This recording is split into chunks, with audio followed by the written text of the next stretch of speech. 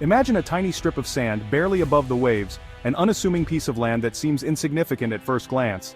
Yet this small patch of Earth holds immense geopolitical weight. Sandy Cay, located in the vast and strategically crucial South China Sea, is more than just a geographical feature. It is a focal point in a complex web of territorial disputes. This seemingly unremarkable sandbar has become the epicenter of a tense standoff between two powerful nations, the Philippines and China. The waters around it are now a stage for a high-stakes drama. Both nations have planted their flags here, transforming this quiet spot into a potent symbol of national pride and international rivalry. The flags flutter in the wind, representing more than just territory. They signify a clash of ideologies and ambitions. For the Philippines, Sandy Cay is a matter of sovereignty and survival, a line in the sand against encroachment. For China, it represents the enforcement of sweeping historical claims that stretch across the South China Sea. The timing of these tensions is no accident. It coincides with joint military drills conducted by the Philippines and the United States nearby, a clear signal of unity and mutual defense. In response, China's flag-raising was a calculated move, escalating what was once a silent battle into a global flashpoint. The world watches as these actions unfold, aware of the potential for escalation. Each strategic move is met with a counter-move, a delicate dance that raises the risk of real conflict. The waters are tense, with military vessels shadowing each other, ready to react at a moment's notice.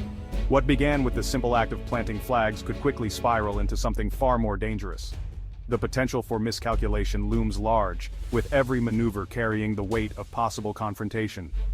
The fate of this tiny sandbar could have giant consequences for peace and stability in the region. It is a microcosm of larger geopolitical tensions, a small piece of land with the power to influence global dynamics.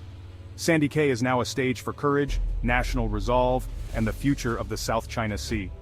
As the sun sets over this contested land, the world waits to see what the dawn will bring. The standoff at Sandy Cay quickly became a battle of images and narratives. Chinese state media released photos of their Coast Guard raising the Chinese flag, projecting control. The Philippines fired back with their own images, Filipino personnel planting their flag on the same sandbar. This visual tug-of-war played out on social media, each side claiming legitimacy. For the Philippines, these images were a call for international support and a challenge to China's narrative. The war of words exposed China's use of disinformation, while the Philippines countered with transparency. In today's disputes, perception is as powerful as presence. The world could now see both flags and judge for themselves. The battlefield is no longer just land or sea, it's also online and in the global conversation. At Sandy Cay, a picture truly is as mighty as a warship. The truth, broadcast worldwide, has become the Philippines' strongest shield. The standoff in the South China Sea has escalated far beyond the usual displays of flags and radio warnings. In a dramatic show of force, Chinese Coast Guard vessels have unleashed powerful water cannons to block and drive away Philippine boats attempting to reach Sandy Cay. These high-pressure blasts are not just a deterrent, they are a clear message that China is willing to use physical means to assert its claims, even if it means risking damage to foreign vessels and endangering their crews. Towering Chinese Coast Guard ships, some nearly the size of naval warships, have been seen physically pushing back the much smaller and less equipped Philippine vessels. The sheer size and power difference is overwhelming, with the Chinese ships using their bulk to intimidate and force the Filipinos to retreat. These confrontations often happen just meters apart, creating a tense and dangerous environment where a single miscalculation could lead to disaster. These aggressive tactics are carefully calibrated to intimidate and harass, stopping just short of open warfare. The goal is to assert dominance and control over the disputed waters, while avoiding actions that could trigger a full-scale military conflict. For the crews involved, every maneuver is a test of nerves and discipline, as they face down a much larger and more aggressive opponent. By deploying its Coast Guard instead of its Navy, China frames these confrontations as law enforcement operations rather than acts of military aggression. This allows Beijing to claim it is simply upholding its laws in what it considers its own territory, while avoiding the international backlash that would come with overt military action. For the Filipino crews on the front lines, the threat is not just theoretical, it is immediate and dangerous. Every mission carries the risk of injury, damage, or even loss of life. The psychological toll is immense, as sailors must remain calm and professional under constant pressure and the looming threat of escalation. Despite the risks, the Philippine Coast Guard continues its missions, determined to assert their country's rights. They meticulously document every incident, capturing video and photographic evidence to show the world what is happening in these contested waters. This documentation is crucial for rallying international support and holding China accountable on the global stage. The resilience and determination of the Filipino crews have become a powerful symbol of national pride. Their courage in the face of overwhelming odds inspires not just their fellow countrymen but also others in the region who face similar challenges. Each mission is a statement of defiance and a reminder that the Philippines will not back down easily. China's use of so-called gray zone tactics, actions that are aggressive but fall short of outright war, tests the limits of international patience. These ambiguous operations are designed to slowly shift the status quo in China's favor, making it harder for other countries to respond without appearing to escalate the situation themselves. Each new provocation puts the Philippines and its allies in a difficult position. If they respond forcefully, they risk a dangerous escalation that could spiral out of control. But if they do nothing, they risk losing ground, both literally and figuratively, in the ongoing struggle for control of the South China Sea. Diplomats and military leaders must weigh every move carefully, knowing that the stakes are incredibly high. This is a high-stakes game of nerves and strategy, played out on the open sea. Every maneuver, every decision could have far-reaching consequences, not just for the countries directly involved, but for the entire region and even the world. The world is watching closely, with international media, governments, and military analysts all monitoring the situation. How far will China go in its quest for control? And how will the Philippines and its allies respond to these relentless challenges? The answers to these questions could shape the future of the region for years to come. Sandy Cay, once just a small sandbar in the vast South China Sea, has now become a front line in a new kind of conflict, one where water cannons, Coast Guard ships, and international law are the weapons of choice. The Philippines is not alone in this standoff. The U.S.-Philippines Mutual Defense Treaty means American support is a powerful deterrent. Japan too has stepped up, providing patrol vessels and joining joint exercises. These alliances send a clear message: aggression against the Philippines is a regional concern. Joint drills and patrols are more than practice, they're a visible show of solidarity. But increased Allied presence also risks provoking China, fueling a cycle of action and reaction. The challenge is to deter aggression without triggering the conflict everyone wants to avoid. The credibility of these alliances is now being tested at Sandy Cay. The balance between strength and restraint will shape the region's future. Sandy Cay may be just a sandbar, but its location is everything. It sits near Pag-asa Island, the largest Philippine-held island in the Spratlys, home to civilians and a military outpost. By occupying Sandy Cay, China gains a strategic vantage point to monitor and pressure Pag-asa. This threatens vital resupply missions and the security of the Filipino community there. Control of Sandy Cay is about controlling the area around Pag-asa, not the sand itself. Legally, Sandy Cay can't be claimed as territory, but China's actions muddy the waters and challenge international rulings. If China cements its presence, it could use Sandy Cay to bolster future claims. For the Philippines, defending Sandy Cay is about national survival and protecting maritime rights. The struggle here mirrors the larger fight for the South China Sea. The fate of this sandbar could tip the balance of power in the region. China's recent actions at Sandy Cay are a textbook example of what experts call a salami-slicing strategy. This approach involves taking a series of small, seemingly insignificant steps, each one too minor to provoke a major international backlash on its own, but together they gradually expand control and influence over contested areas. It's a methodical, patient way to change the status quo without triggering open conflict.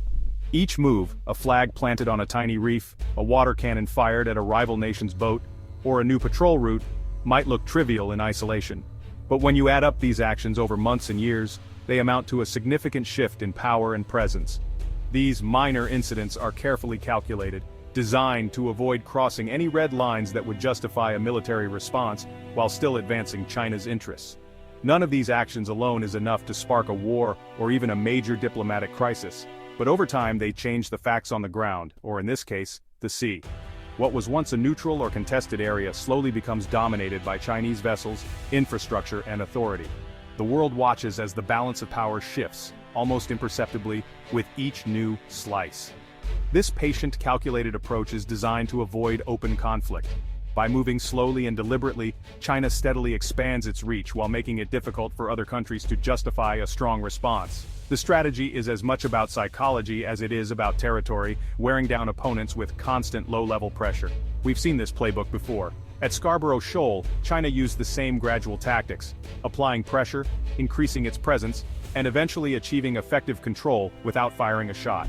Over time, what started as a series of minor incidents became a permanent change in who controls the area. Now, Sandy Cay is the latest target in this slow-motion takeover. Chinese vessels have appeared, incidents have been reported, and the pattern is repeating itself. Each new slice brings China closer to its goal of dominating the South China Sea. For the Philippines and its allies, this presents a difficult challenge. How do you respond to aggression that's so subtle, so incremental, that it's hard to rally international support or justify a forceful response? The risk is that by the time the world notices, it's already too late. If you protest too little, you risk losing ground, both literally and diplomatically. But if you push back too hard, you could escalate the situation into a dangerous confrontation. It's a delicate balancing act, and one that China is counting on its rivals to struggle with. This is the genius and the danger of the salami-slicing strategy. It forces China's opponents into a constant dilemma, always reacting, never quite able to get ahead of the next move. The world is left debating how to respond, while China quietly consolidates its gains. It's a clever, almost insidious way to expand influence and territory without triggering a major crisis. By the time the international community is ready to act, the situation on the ground has already changed. Sandy Cay is now a test case, a measure of how the world will respond to this creeping advance. Will nations find a way to push back against salami slicing, or will China's slow, steady strategy continue to reshape the map of the South China Sea? Sandy Cay is not just a territorial dispute, it's a test of international law. In 2016, the Philippines won a landmark ruling invalidating China's sweeping claims, but China rejected it outright. China's actions at Sandy Cay defy both this ruling and the ASEAN agreement to avoid escalating disputes. If powerful countries ignore international law without consequence, the whole system weakens. For smaller nations, legal principles are their main defense. The Philippines is left with law on its side, but an opponent who won't play by the rules. That's why Manila is rallying allies and exposing China's actions to the world. Sandy Cay is now a test case. Will the rule of law hold, or will might make right? The Sandy Cay standoff affects more than just governments. It impacts ordinary lives and the global economy. Filipino fishermen rely on these waters for their livelihood, but face harassment and dwindling catches as China asserts control. The South China Sea is crowded and tense, with the risk of a small incident sparking wider conflict. Instability here forces countries to divert resources to defense, hurting development. Globally, 1/3 of all shipping passes through these waters. Any conflict could disrupt supply chains and raise prices worldwide.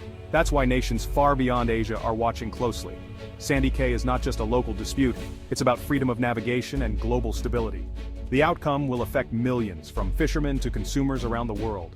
The fate of this sandbar is tied to the prosperity and security of the region and the world. What happens here matters everywhere. The Sandy Cay standoff has brought the region to a crossroads. Will this escalate, or will diplomacy prevail? The next moves by Manila and Beijing are critical. The Philippines must defend its sovereignty while avoiding a conflict it can't win. The response of the US and other allies will shape the outcome. Will they back words with action? Progress on a binding code of conduct is urgent, but skepticism remains. Sandy Cay is a test of whether rules or raw power will define the Indo-Pacific.